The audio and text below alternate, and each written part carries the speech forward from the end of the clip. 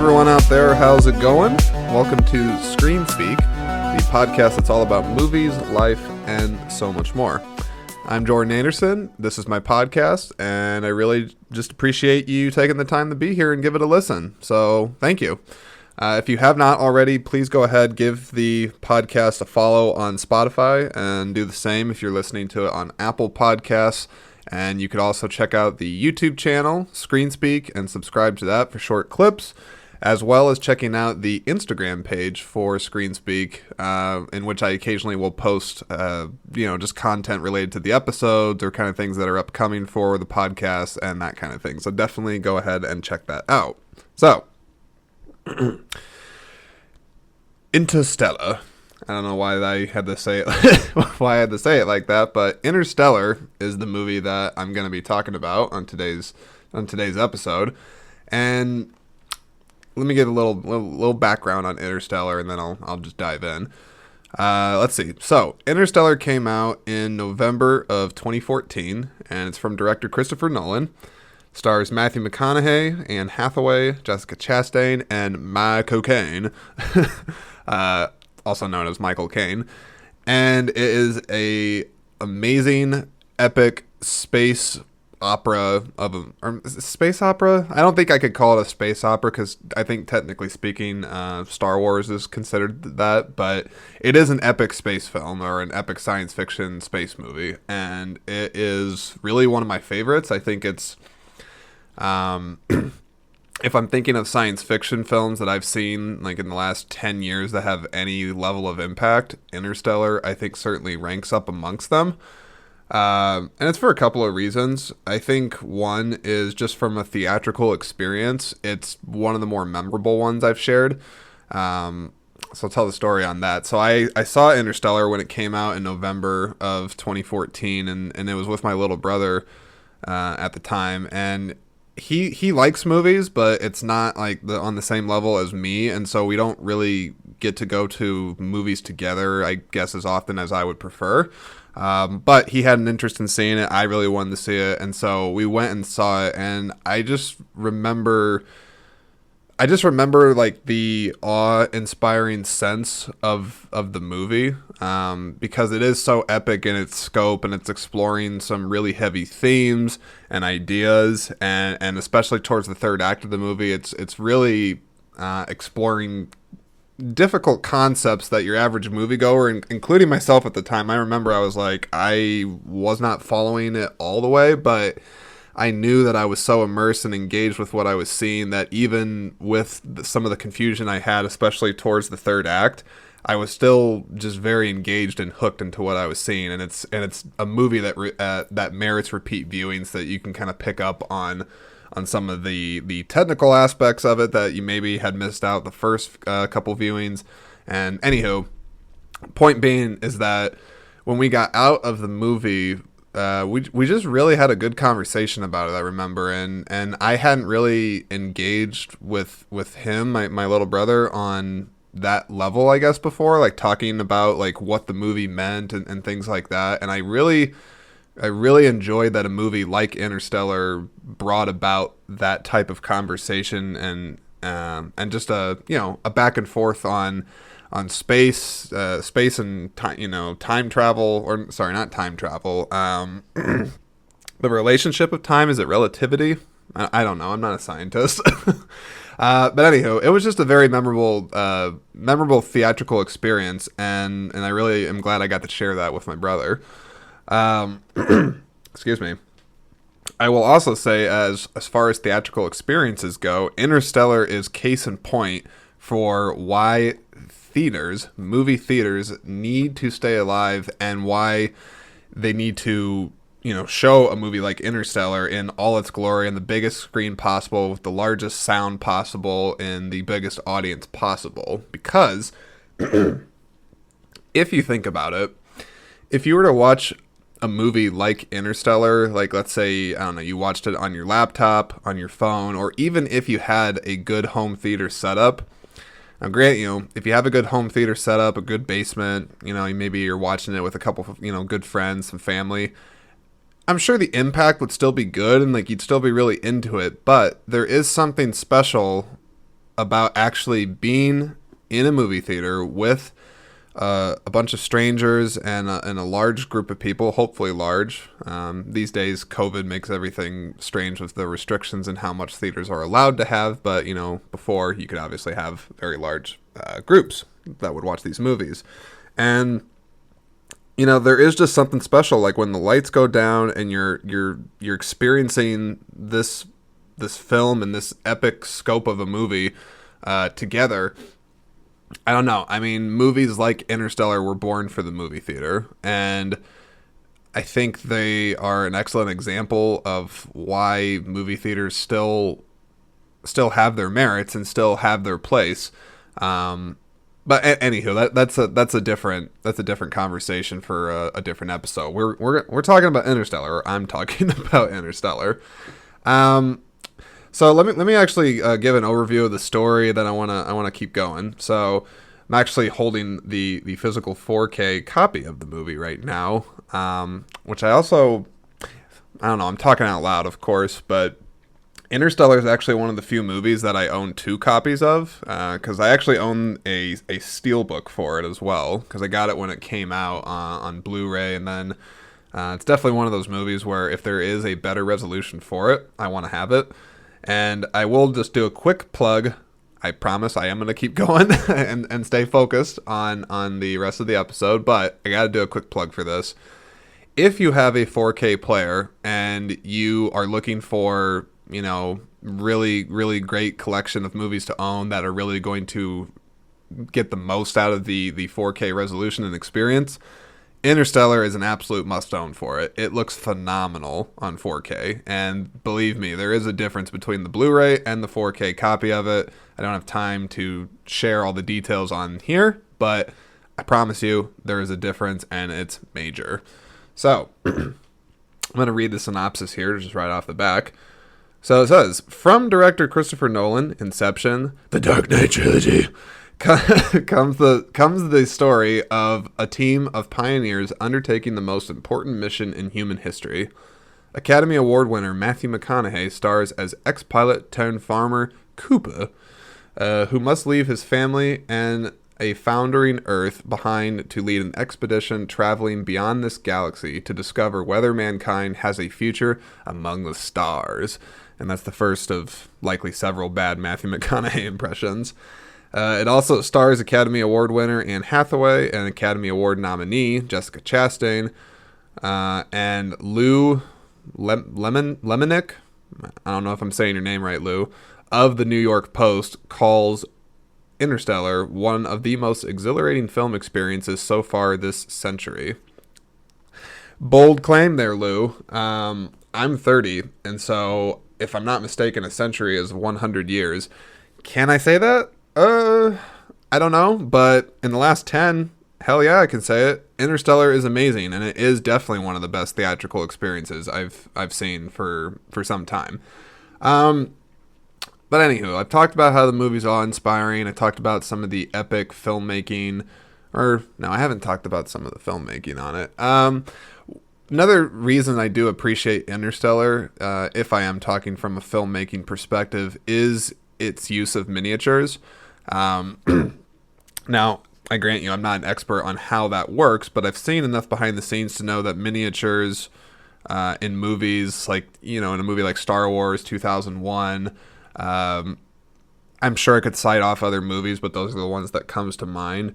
They are, it's an interesting way to essentially have like a very detailed model and put it in a stage or a setting where it looks larger than life, and you're able to shoot it practically rather than do it with a CGI set or software, etc. And I'm very happy to see that Chris Nolan was able to utilize a lot of miniatures, especially for the spaceships and some of the.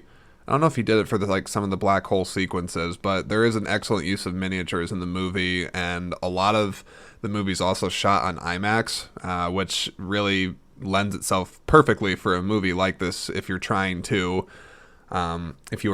visually show scope, awe, majesty, and just the the universe and everything like that, you want it to be as big and grandiose as possible. So IMAX certainly does an amazing job for that, for the cameras.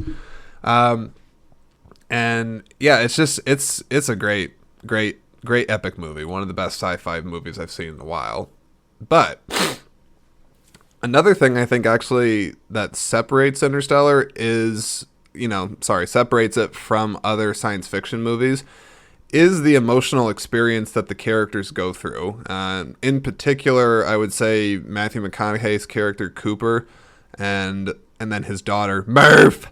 Murph, don't leave me here, Murph. Oh my gosh, oh Murph. Sorry, I promise I haven't lost my mind just yet, but if you've seen the movie, there's actually somebody out there that's done a Murph counter. That's his daughter's name in the movie, Matthew McConaughey, and they say Murph in it a lot, so it's kind of a joke, but it's also, I guess I'm talking about the emotional experience while also making fun of it just a just a little bit. I don't know. Yeah. Anyways, let's keep going. So,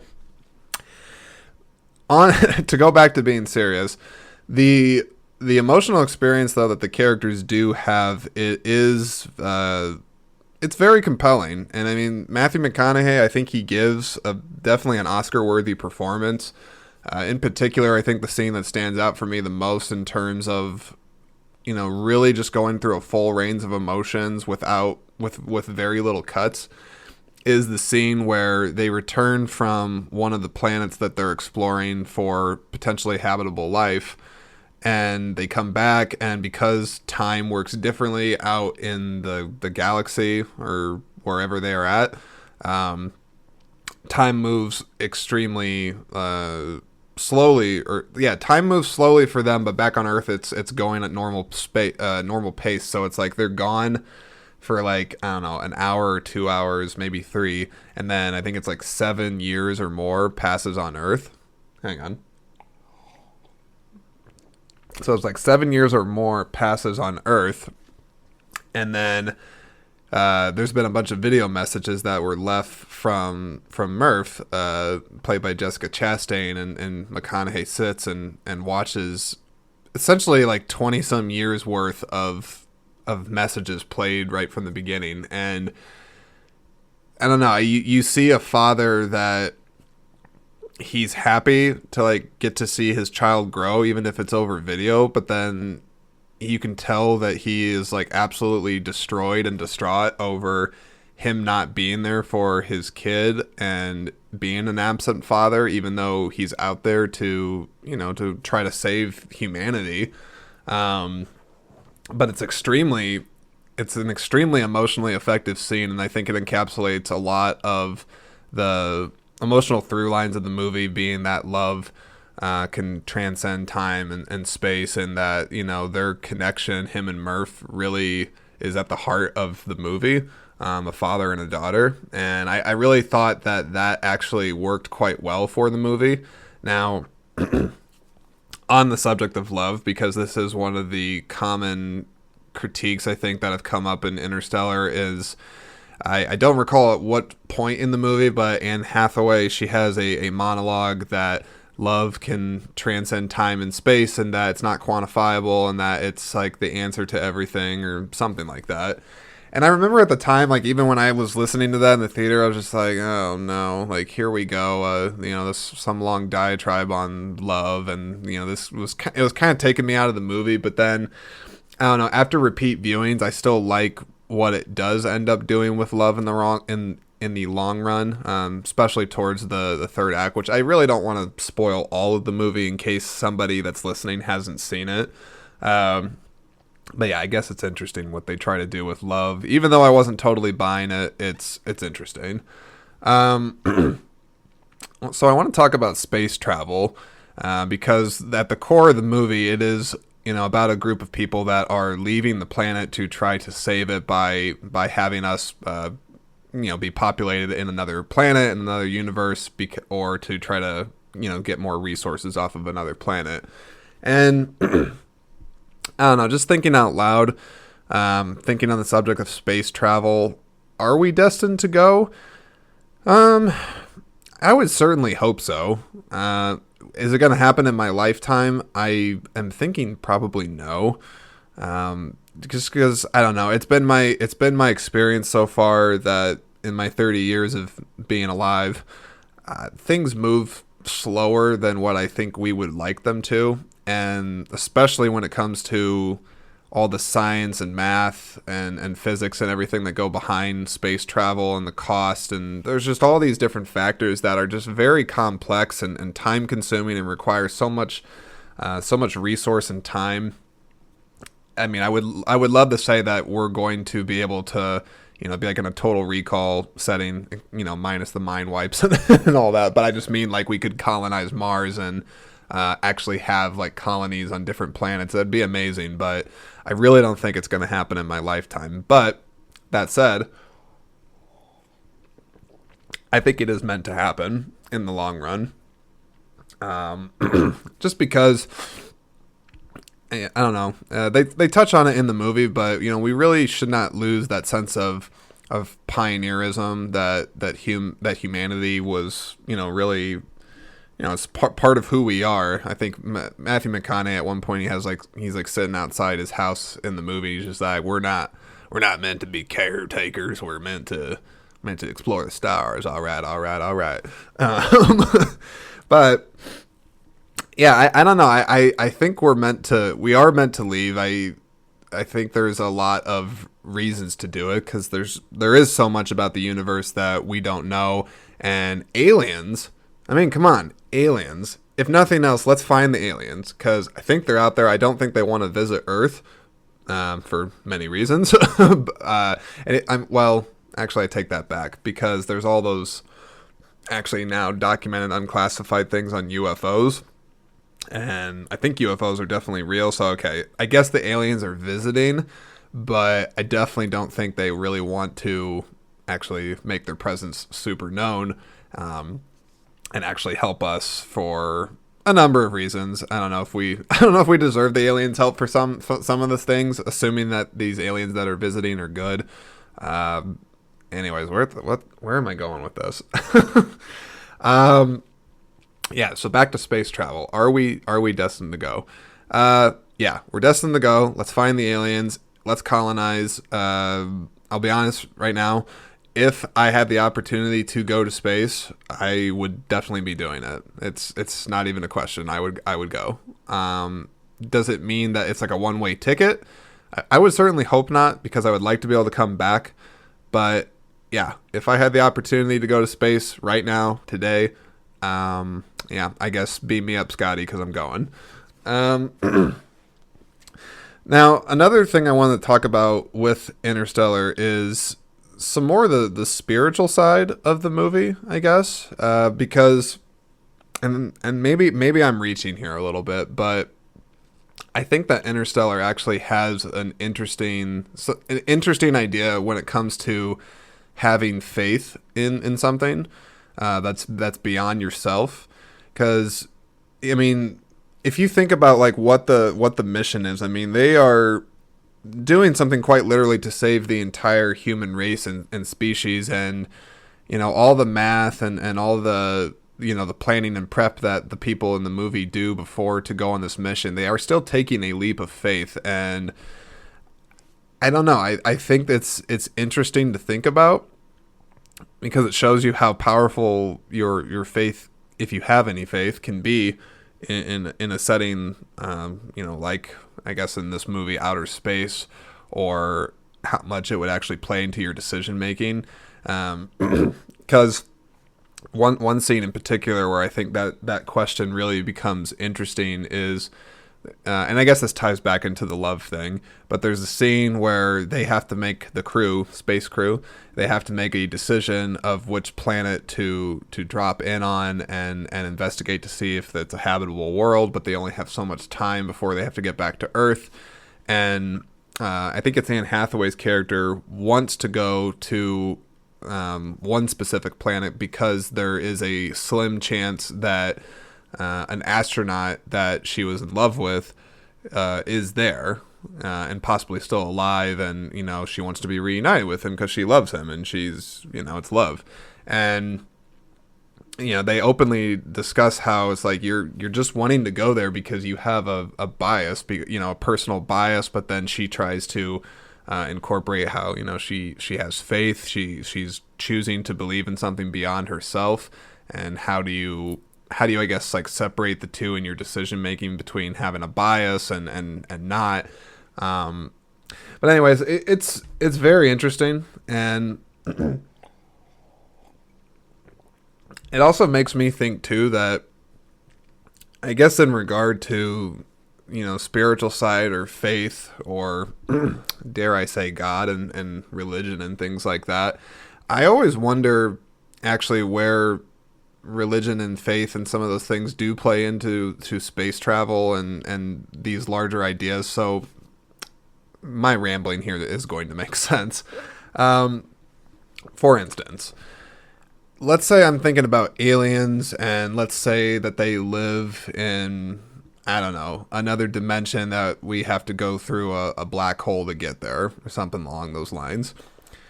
Now, it sounds awesome to me. Sounds really great. Wish it was real. It could be real. Who knows? But I guess on faith, I mean, it's not like anything's written in the Bible about that, or really even the possibility of that, unless there is some passage about the possibility of aliens and space travel in there. Maybe there is. I'm not sure, but I think a lot of people have a hard time using their faith and things like that to reach to a place of understanding with possibility for aliens and space, space travel and interstellar dimensions and all this kind of crazy space talk. I don't know if people can really find a way to a happy medium to have them go together. And the big question is, for those that do believe in God and things like that, would God have created aliens and not told mankind about it? I mean, think about that. It's a strange concept to think about, but I don't know. I think about it. I do. I mean, the universe is a huge place. It's an absolutely ginormous, big place, and it would really be sad to me if we, humanity, humans, were the only thing that was in it of any that had intelligence. Because, of course, someone could always say, like, well, there is probably life out there in, like, I don't know, some planet thousands of miles or billions of miles away has, like, fungus growing on it. That technically constitutes life. That's not what I'm talking about, I'm not saying it has to be big green men in a, flying saucer. But come on, I mean, we live in a ginormous space. I mean, like, we can't even fully comprehend how much is actually out there, even with all the great scientists and technology that we have today. I really hope that it's not just us out there. And I guess I would have faith. Let's tie it back to faith. I have faith that if there is aliens and intelligent life out there, that God would have a rhyme and reason for having that be there. And, maybe we're not meant to know about it, or maybe they are meant to be separate and be in separate realities. I don't know. I realize that the last, I don't know, however long I've been talking about this, like my head is even like, whoa, like you're going into some big stuff here. But that's what happens when you talk about Interstellar. Your mind goes to a lot of different places. But hopefully some of that made sense. I am not really sure, but we're gonna keep plowing ahead. So I also want to talk about the subject of time. In specifics, that's not it. Specifically, the subject of relativity, which I did do a Google search prior to hit recording on this, because this is really where my intelligence level with these things are going to show. So relativity says it's the dependence of various physical phenomena on relative motion of the observer and the observed objects, especially regarding the nature and behavior of light, space, time, and gravity. Well, I am not qualified to talk. I mean, I may not be qualified to talk about relativity, but I'm gonna try my best to give my thoughts on it, because one of the one of the big themes that Interstellar goes over is how time works, and especially when you are in like the far, far outer reaches of space, time moves at a different pace. And so, as I mentioned, I think earlier on in the episode, people like on Earth, they are aging differently than people out in space. People in space, they can age slower if they're like super far away. So it's it's to my understanding that the concepts with time in this are actually fairly accurate, just some of the research I've done. But it does make me think: would there be an advantage to going out into space and aging differently? Because I don't know. Because I guess I'm thinking about it. If I am in a different galaxy and I age, let's say, I don't know, like 10 times slower than what I would on Earth, does that mean that I'm going to live longer? I don't think so. I mean, I think because I'm still human, I mean, if I live to be 100 out in space, I would probably still live to be 100 on Earth, but okay, you know what, Jordan? You might want to skip the subject of relativity because you're not doing yourself or your audience any favors by just bumbling along through it and not knowing how to articulate it, because I'm not a physicist. I'm not a scientist. So, okay. Goodness. People forgive me. Interstellar is maybe an episode I should have done a little bit more research on prior to hitting record, but hey, it's all right. I want to get it out I want to get the content out there. So so we're going to keep going. Wow. I think that subject of relativity I just completely botched, and anyways, the more I talk about it, the worse it gets. Okay, I'll keep going. I do want to okay, I can talk about this part. Time. Not relativity, not about scientist stuff, but can time heal all?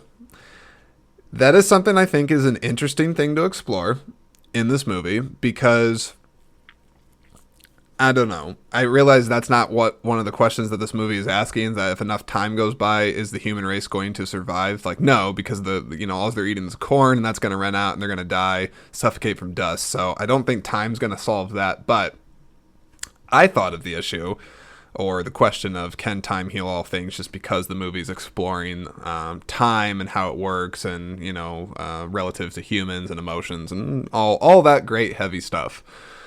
But for myself, if I ask myself the question, can time heal all?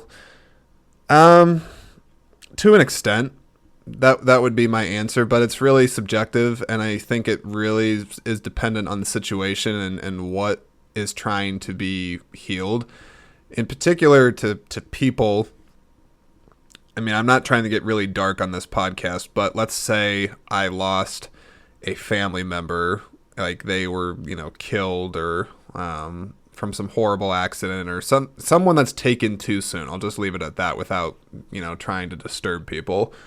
If someone's taken too soon and I'm really close with them, I think the effects, like, I can't imagine it myself, because that's one of those things I think unless an experience like that happens to you and you are personally touched by it, there is no way that you can even possibly contend and comprehend with what that would do. But if I think about that, I think if enough time went by, you would eventually learn to live with it. I think that's more how a situation like that would work. It wouldn't, make you feel better about it. You would, I think, get better. You'd be able to function at least a little bit better over time. But I do think there are certain things that time's not going to heal, but it may help you mend the wound. But you still carry that wound with you for the rest of your days. And I don't know. I just think it's a very interesting thing to think about, not just in terms of, just simply asking the question of, if enough time goes by, is it going to take care of yourself? But I think it's also interesting to think about how long people carry around weight. that's more interesting to me, I think, than the question of just time. Is that people hold on to things. I think just by nature we hold on to a lot of different things, and for better or worse, we do it.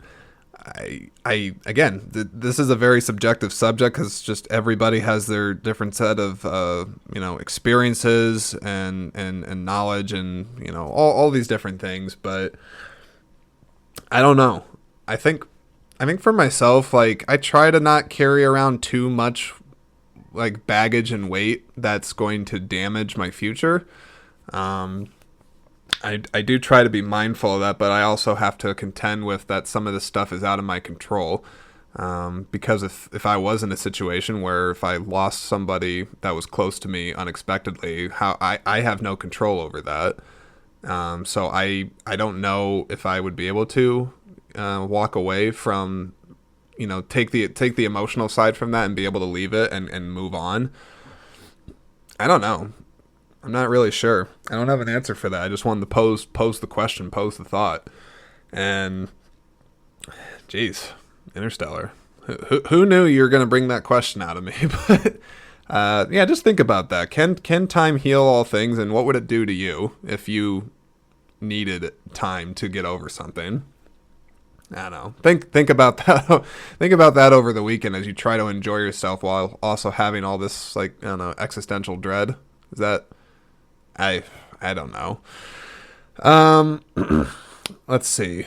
I do have to. I'm going to talk about Matthew McConaughey just for a little bit. Matthew McConaughey. All right. I think he's amazing. I really do think he is an amazing actor, and especially around the time of 2014, I actually want to say it was. Hang on here. Sorry, I had to take a sip of water. I think it was around the time of 2014 or maybe a few years earlier, 2011, 2012 is when the McConaissance, I think as some people in the entertainment industry started to nickname it, the McConaissance was happening, or the renaissance of Matthew McConaughey having a career high and resurgence as an actor, because he was cast in a lot of string of rom-coms for a long time, and some of them aren't bad, but I don't think he was ever getting roles like the one here in Interstellar for a long time in his career, and I think it was The Lincoln Lawyer actually, and I think it was 2011 that started to change people's perception of him, where they're like, oh wow, like he's actually a really good actor that has a lot of range and can do a lot of different things besides just being the pretty boy love interest in the movie. But he's just so good in this movie, and he's such a likable guy. I would love to be able to meet him in real life and talk with him. I'll share a quick Matthew McConaughey story, and then I'll keep going. But he recently, McConaughey, released a memoir that he wrote called Green Lights, and I've actually read it. It's a really cool book, and it's funny like when you read it, because Matthew McConaughey has such a distinct voice and personality. If you follow him on like I don't know any of his social media or interviews or anything that he does, he has a very very unique personality, and so when you read the book, you're like reading it in his voice, and if you know who he is, you'll understand what I mean by that. But when his book came out, I actually pre-ordered it, and I got an autographed copy of the book from him, which is really, really cool. And then I participated in a virtual Zoom like book club Q&A that he did with Richard Linklater, I believe, his director of Dazed and Confused, which was his first like big break, his first movie. And that was such a cool experience. I mean, albeit virtual, it would have been great to attend something like that in person, but it was just a really cool experience, and hearing him and how he approaches his roles and just his life and writing and creative process and everything like that. He's just a really cool dude, and I guess this is an endorsement for Green Lights. You should definitely check that out. I think you can get it on Amazon. And actually I don't know why am I plugging Matthew McConaughey's book and things? I'm not getting paid for this. But I think it's later this year in November. He's actually releasing sort of a follow up to Green Lights, where it's called like Green Lights the Journal, because in the book Green Lights, the memoir, he's referring to a lot of moments in his life where he had red lights, and then he was able to give himself green lights through travel, through just hard work and all these different things. And there is sort of an aspect of him exploring himself through journaling, because that's how he wrote the book. Is I think he kept journals, or he would write journals for I don't know, like 30 years or something. He would consistently journal things and jot things down, and so he took a lot of that and put it into a book. So it's kind of a neat idea that he revisited that concept and actually made essentially a journal companion to go along with the book that has prompts that he writes in specific spots to help you journal. So if that makes any sense, it just means that he's releasing a journal that you can actually write in around November that has themes and ideas from Green Lights, but it also has prompts and specific direction for what he wants you to write, or like what he wants you to explore in the book. And anyways, it's very neat. And I think it's like, I don't know, like $10-15 when it comes out. It's not very expensive. So when it does come out, I know I'm gonna get it. So I'm just mentioning that to you. I think you should get it. Anywho, let's tie this back into Interstellar. This episode has gone in a lot of different directions, hasn't it? But hey, I appreciate you sticking around this long for this one. I promise. Other episodes in the future are going to be not so jumbled. I don't know. Why am I shooting myself in the foot? Why are you doing that? Why are you apologizing? Don't apologize. Just keep going. Ugh. God. So the music, I do have to touch on that. The music from Hans Zimmer is legendary in this movie. The score, which I really wish I could articulate music and composition better, because I love movie scores and I love composed music, and I can rattle off a lot of different composers and their works and things like that, but I don't actually know a lot about the technical process of how they actually develop the sounds and the composition of it all. But maybe I'll study that over the course of this podcast, and I'll be able to actually deliver better articulation on the subject. But Hans Zimmer, I think the music for this was nominated for an Oscar, but I don't think it won. I don't know how any other movie would have beat the score for this, because I think the thing that makes it special is its use of organs, like church. Most people would associate it with like church organs, but the use of oh my gosh, why can't I say organs? Is that, I'm thinking like human organs and not like the music organs. Oh my gosh. You know what I'm talking about in church, the rah, rah, rah. That's my really bad. Oh my gosh. I can't. Don't ever do a music impression again, Jordan. Holy crap. But anyway, what I'm trying to say about his music is that in the movie, it really is giving the sense, this very large, grandiose sense of awe and exploration, and because of it using the organs, it feels like it does tie it back into like religion and faith in a way, because the movie, they are leaving behind what they know to go into something that they don't know, and there's a lot of faith that you would have to trust that you're going to find an answer. And so the music, I feel like, encapsulates those themes and ideas so well, and it's so epic. Like, it sounds incredible. I've listened to the score several times. It's in my Spotify. I actually have a playlist of all the my favorite compositions from movies, and so I listen to it often. In particular, if you are a music nerd with this stuff, listen to the track Dust and Detach. I think both those. And I think it's called Mountain. Is it Mountain? I don't know. Look up the score for Interstellar and listen to it. It's seriously amazing. It's very very incredible music. Gosh, as best as I can say that. But yeah, I absolutely love the music of Interstellar. It's absolutely worth a listen. And the last thing I'll say, because I need to start wrapping this episode up, is talking about my favorite scene. I think my favorite scene from Interstellar, it's got to be the docking scene. And if you've seen the movie, you know what I'm talking about, where I don't want to spoil too much, but a bad thing happens to the crew's main spaceship, and it is spinning around wildly.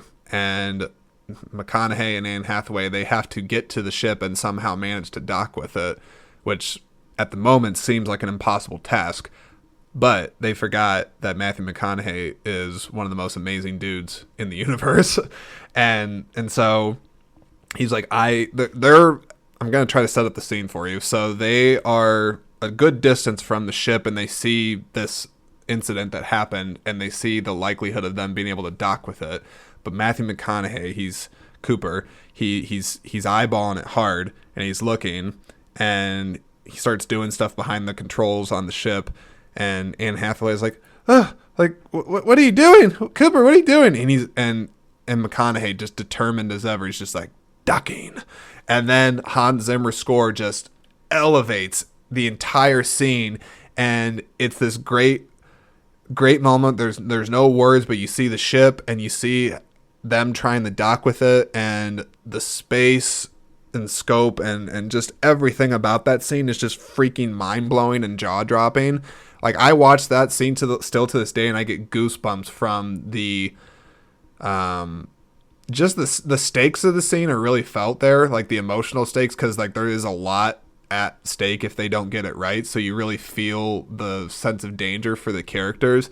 But then just the way it's presented and everything, it is an incredible scene. Like I'm getting like goosebumps just thinking about it, and it is just incredibly badass. I just want to point that out, that Cooper, the character, he is the greatest pilot apparently in the universe to pull off the maneuver that he does, because that's the other thing. Like, you see what he is able to do, and you're like, holy crap, that is quite a feat to be able to do. And I think I know me, I'm no pilot, but if I was in that situation and Anne Hathaway was like, what are you doing? I don't think I'd be saying docking. I think I'd be saying dying, because, yeah, we're not going to make it. I'm not going to be able to dock with that ship. Nope. It's not happening. We're going to probably suffocate out here in the vacuum of space. So, oh my gosh. Now, the very last thing I want to talk about is the ending.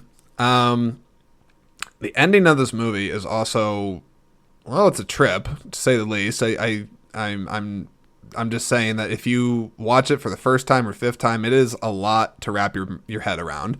So here we go.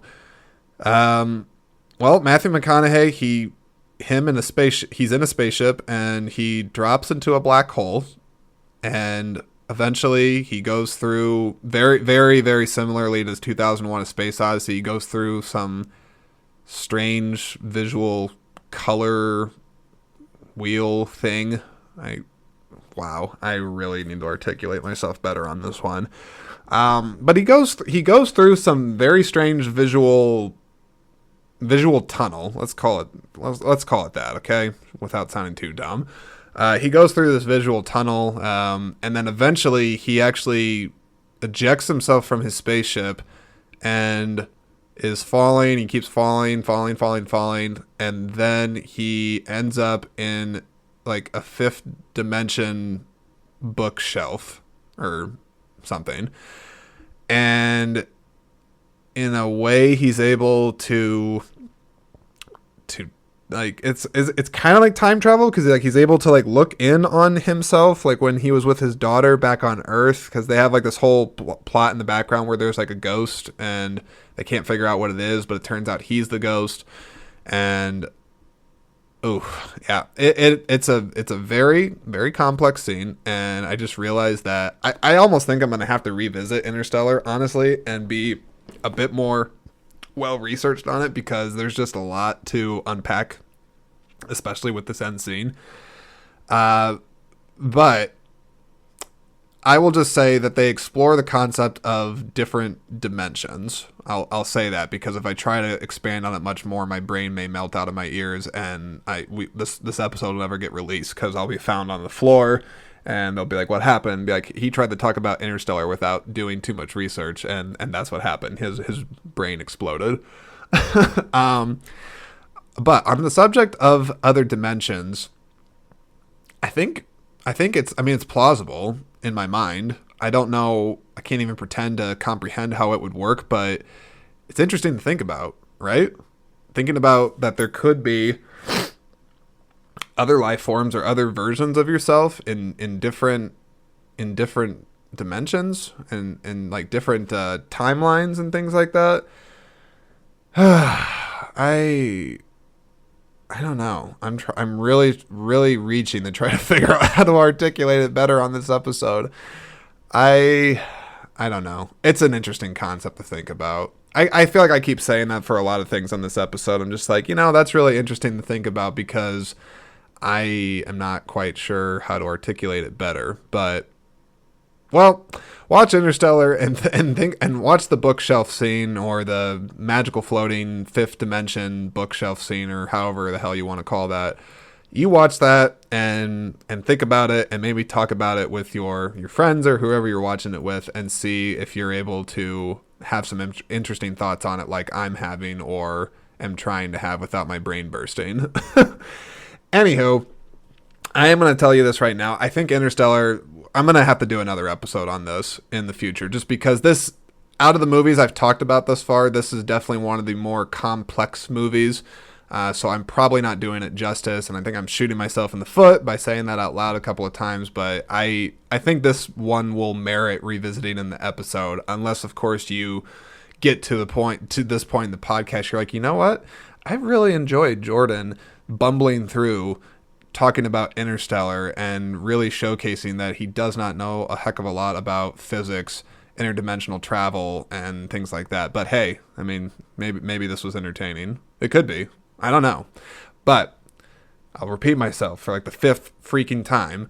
I will revisit Interstellar in another episode and maybe talk about it. If I can get my little brother on and actually talk about it with him, perhaps that would be better. Because I mean, he actually is a software engineer. I believe that's his title. So he's a lot smarter than me. So he could probably articulate this stuff a bit better than me.